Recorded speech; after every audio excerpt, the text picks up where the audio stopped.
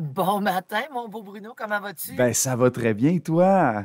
Ça va bien, j'ai juste ma voix qui est un petit peu chambranlante, mais je donne tout ce que j'ai ce matin pour la radio Boréal là, parce que ça a été une grosse fin de semaine. Hey, je comprends, puis j'en ai parlé hier à l'émission parce que je sais que tu étais impliqué de tout bord, tout côté. Puis on va en parler un peu plus tard dans ta chronique parce que là, ça vaut vraiment la peine d'aborder les Oui. sujets de ce qui Ben s'est passé en voilà, fin de semaine. je célébrais deux gros événements en fin de semaine. J'aurai l'occasion de t'en reparler, mais ce qui explique un peu pourquoi j'ai plus de voix.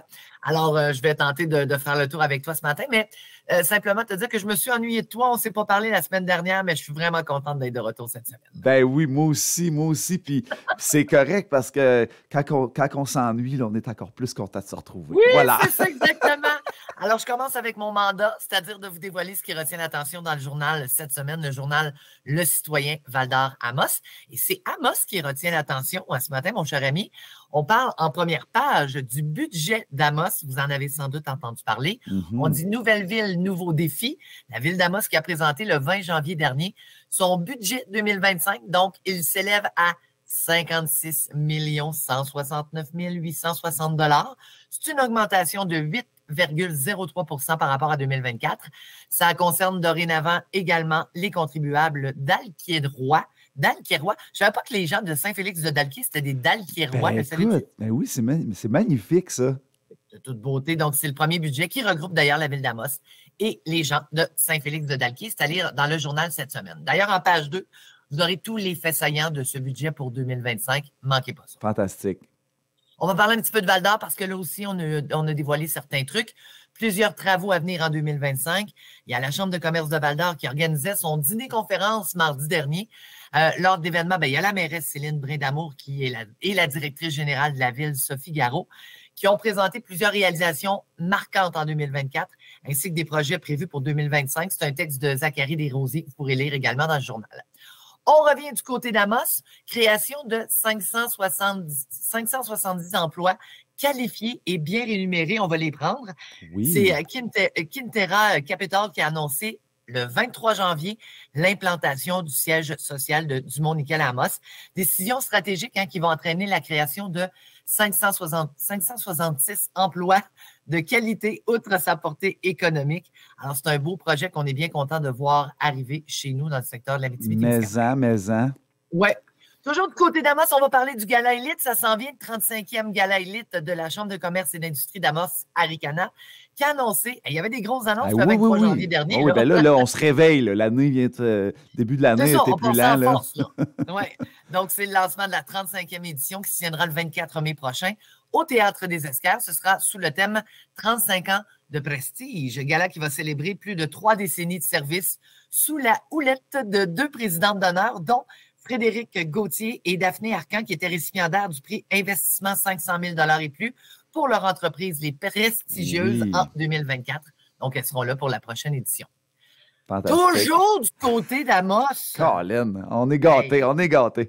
ben oui, ça passe des choses. Parlant de gâtés, il y a des gens qui vont pouvoir bénéficier d'un beau montant, c'est-à-dire plus de 80 000 $ qui ont été amassés pour les paniers de Noël, secteur Amos. Tabarouette, c'est de la générosité, pas Wow. à peu près. Mhm. On a atteint des sommets à Amos lors de la récolte des fonds des paniers de Noël Coop GA Amos. Donc, le comité qui est fier d'avoir amassé la somme impressionnante de 86 612 $. Un gros bravo. Wow. Et parlant de générosité, Oui, j'y vas-y. arrive. Vas-y. Un immense merci à tous ceux et celles qui ont donné dimanche dernier au Téléthon de la ressource pour personnes handicapées.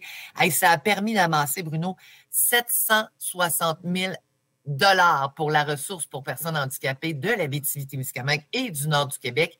Écoute, quand on a dévoilé le montant le dimanche à 22, mettons, je dirais 21h58, là, tout le long de la soirée, je n'ai pas arrêté de dire ça n'a pas de maudit bon sens, ça n'a pas de maudit bon sens. J'en avais plus de voix tellement Ouais. qu'on avait crié, on n'en revenait pas à quel point les gens avaient été généreux. C'est un montant record, hein? C'est Mais quelque oui, chose. c'est Là, ça. Vous aviez fixé un objectif de 500 000. ouais.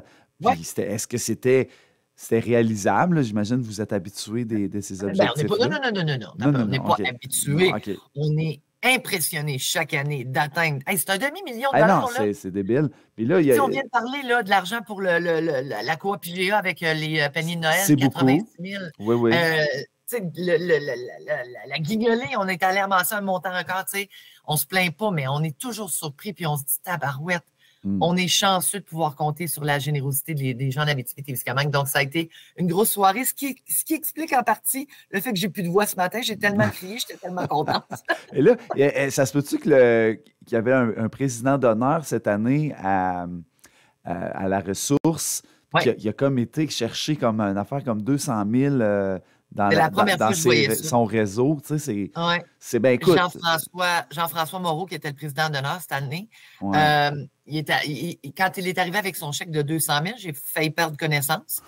Et il a littéralement passé la gratte, on va te dire. C'est-à-dire il est entré en contact avec tous ses contacts, son réseau de partenaires, des gens d'affaires, des amis qui font affaire avec lui depuis de nombreuses années. Il a contacté tout ce monde-là. Il mettait pas de pression, mais il était content que. Non, mais tu sais, il y a du monde sûrement à l'écoute qui ont donné. Donc, merci. Puis juste faire un petit rappel, le Téléthon de la ressource, c'est quoi l'objectif? Là? Ça soutient quoi exactement, Isabelle? Je te dirais que c'est plus de. Et là, je vais te dire un chiffre comme ça. Là. La dernière fois que j'en ai parlé avec Rémi Maillot, qui est le directeur, on avait plus de 2000 membres auprès de la ressource pour personnes handicapées. Donc, évidemment, on a des subventions gouvernementales, mais c'est jamais assez pour couvrir tous les besoins des personnes handicapées de l'Abitibi-Témiscamingue et du nord du Québec.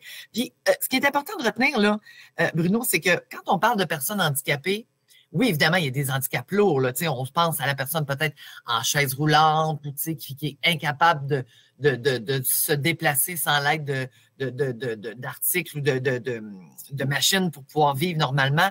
Mais ça peut aller aussi peu que quelqu'un qui a peut-être des problèmes d'apnée du sommeil puis qui n'est pas nécessairement capable de se payer cet équipement-là, mais qui nuit à sa vie puis qui le rend un petit peu handicapé parce que ça fait en sorte que tu n'es pas capable de bien dormir puis ça handicape tes journées. Oui. Bien, la ressource peut venir aider pour ça aussi. Fait que, ça touche vraiment plein de sortes d'handicaps et c'est pour ça qu'on a besoin d'autant d'argent pour pouvoir répondre à toutes ces demandes-là. Ben merci. Et puis, merci pour la précision. Et là, ben, c'est pour conclure peut-être notre appel ce matin. Oui. Je n'ai parlé encore, évidemment, un petit peu hier parce qu'on était bien contents pour Loïc Trépanier, mais je sais que ça fait partie d'une aventure familiale chez toi. Donc, parle-moi un peu de la réaction de l'entourage de Loïc là, suite à... En plus, il a été choisi par le public, là, ce qui n'est pas rien. C'est un travail d'équipe. Ah oui, c'est vrai. Je n'avais pas conscience à quel point, quand on a des membres de notre famille qui participent à Star Academy, à quel point ça mobilise une famille, un groupe d'amis.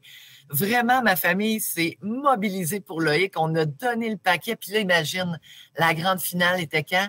Dimanche soir, en même temps que le Téléthon de la ressource. Alors là, j'ai dû me partager. Je regardais un peu ce qui se passait du côté de Star Academy, puis en même temps, ben, je célébrais la fête des personnes handicapées parce que c'était le Téléthon. Mais de savoir que Loïc a été sauvé. Puis lui, il n'y a aucune idée de tout le travail qu'on a fait, mais on s'est donné pas à peu près. Là, on était partout pour inviter les gens à voter. Alors, ça a été vraiment un gros travail. On est brûlés raides, mais au moins, ça nous donne 2 semaines parce que là, Loïc a été sauvé. Donc, on se dit que là, c'est une élimination de filles. Fait que, ça nous donne 2 semaines, mais on va remettre la main à la pâte dès la semaine prochaine pour pouvoir encourager Loïc. Ben oui, pour se reposer un peu. J'espère que tu vas pouvoir te reposer. Ça explique pourquoi j'ai plus de voix. Ah non, quand tu fais un show la fin de semaine, un gros show comme ça, là, c'est comme si tu faisais 2 semaines sans arrêt. Là. Mais en tout cas, je te souhaite de bien te reposer, prendre soin de toi, Isabelle Harvey. Merci beaucoup pour ta présence encore ce matin, malgré cette petite fatigue-là. Ben, je suis content de t'avoir reçu. C'est bien gentil. Puis je rappelle que le journal Le Citoyen est disponible partout dans l'ensemble des points de dépôt. Vous l'avez en ligne également directement sur le citoyenvaldoramos.com.